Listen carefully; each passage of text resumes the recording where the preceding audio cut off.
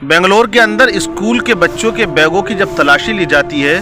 तो टीचर लोग देखकर बड़े हैरान रह जाते हैं कि उन बच्चों के बैगों के अंदर से कंडोम निकलते हैं और वो गोलियां निकलती हैं जिससे गर्भ गिर जाया करता है या गर्भ नहीं ठहरता है।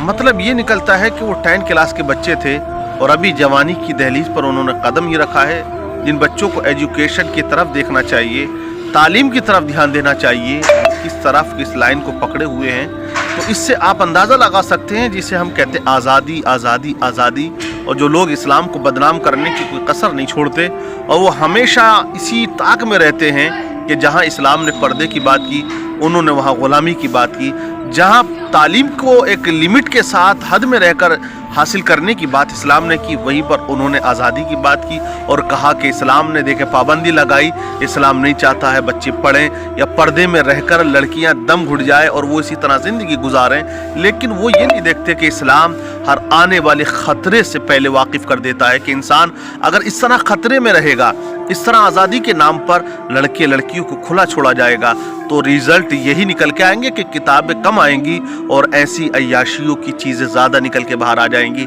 अब वहाँ का जो स्टाफ है उनका कहना यह है कि यहाँ हम एजुकेशन बच्चों को सही माना में दे नहीं पा रहे हैं। और एक बंदा वो है जो MA BA ना जाने कौन कौन सी डिग्रियाँ कर लेता है, लेकिन अगर उसके अंदर एक दूसरे के लिए रिस्पेक्ट नहीं है, वो इज्जत नहीं करता लड़की की, वो मोहब्बत नहीं करता किसी अपने माँ बाप से, कदर नहीं करता अपने बड़ों की, तो ऐसी एजुकेशन से भी कोई फ़ायदा नहीं होता। कहते हैं कि तालीम का जो पता चलता है वो अदब से चलता है। जब तक कि बच्चे के अंदर अदब ना हो, देखो नफसानी ख्वाहिशात वो चीज़ होती है कि इंसान पागल हो जाता है। जब नफ्स गालिब आता है ना तो अकल ख़त्म हो जाती है। अकल पे नफ्स जब गालिब आ गया तो इंसान एक जानवर की तरह हो जाता है। जैसे कि आफताब की अकल पर नफ्स गालिब आ गया, 35 टुकड़े उस लड़के ने कर दिए। एक प्रीति नाम की लड़की ने फिरोज नाम के लड़के के टुकड़े किए और उसने बैग में भरकर उसको स्टेशन पे छोड़ दिया था। आप देखें कि किस तरह और भी वारदात होती है। हम अंदाज़ा नहीं लगा सकते कि सगा बाप अपनी बेटी का कत्ल करते। आप अंदाज़ा लगाइएगा, अभी की बात है,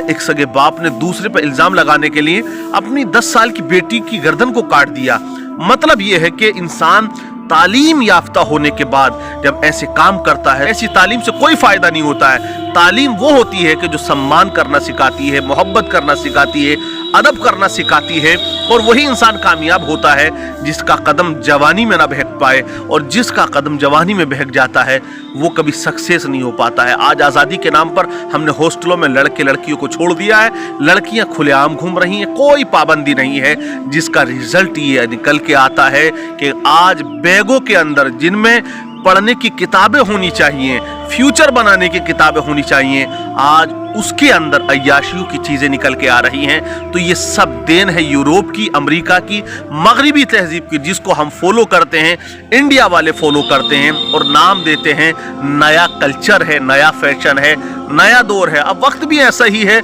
इंसान अगर ईमानदार हो तो उसको बेवकूफ़ दुनिया वाले कहते हैं, और जो झूठा हो, मक्कार हो, दुनिया वाले उसे चालाक भी कहते हैं, और जो बेहया हो उसे फैशन का नाम दे दिया जाता है। तो वक्त और माहौल क्या है, इससे आप अंदाज़ा लगा सकते हैं कि कहाँ ये नई जनरेशन, नई नस्ल जा रही है आज़ादी के नाम पर। लेकिन इस्लाम ने जो कानून बनाए हैं उनको अगर फॉलो करें तो मैं कहूँगा कि आने वाली नस्ल कभी बहक ना पाएगी, क्योंकि जब तक हम पेट्रोल को डब्बे में रखते हैं और आग से दूर रखते हैं तो बिल्कुल शांति रहती है। जब डब्बे से पेट्रोल बाहर आता है और आग उसे पकड़ती है तो फिर विस्फोट होता है, आग लगती है, दूर तक जाती है, इज्जतें खराब हो जाती हैं, माहौल खराब हो जाता है, और फिर वही दौर चालू हो जाता है जिसमें फितना फसाद होने का अंदेशा होता है। इसलिए तालीम दें लेकिन बच्चों को लिमिट में रखें और उनकी देखभाल भी रखें, चेक भी करें, मोबाइल भी चेक करें, रातों को वो कितनी रात तक सो रहा है, बातें कर रहा है, किससे कर रहा है, क्यों कर रहा है, सारी चीज़ें ये माँ बाप की जिम्मेदारियाँ बनती हैं। बच्चा हॉस्टल में है वो ये अलग बात है, लेकिन हॉस्टल में रहने वाले बच्चे के बारे में उसके फ्रेंड से, स्कूल के स्टाफ से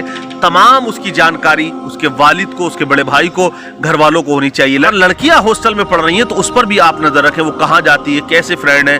उसकी चैटिंग क्या है, उसके फ्रेंड लिस्ट में कैसे लोग हैं, या उसका मोबाइल कैसा है। तो किसी तरह कुछ फितने को कम किया जा सकता है, वरना आने वाला जो वक्त है आज़ादी के नाम पर वो नौजवानों को बर्बाद तबाह करके रख देगा।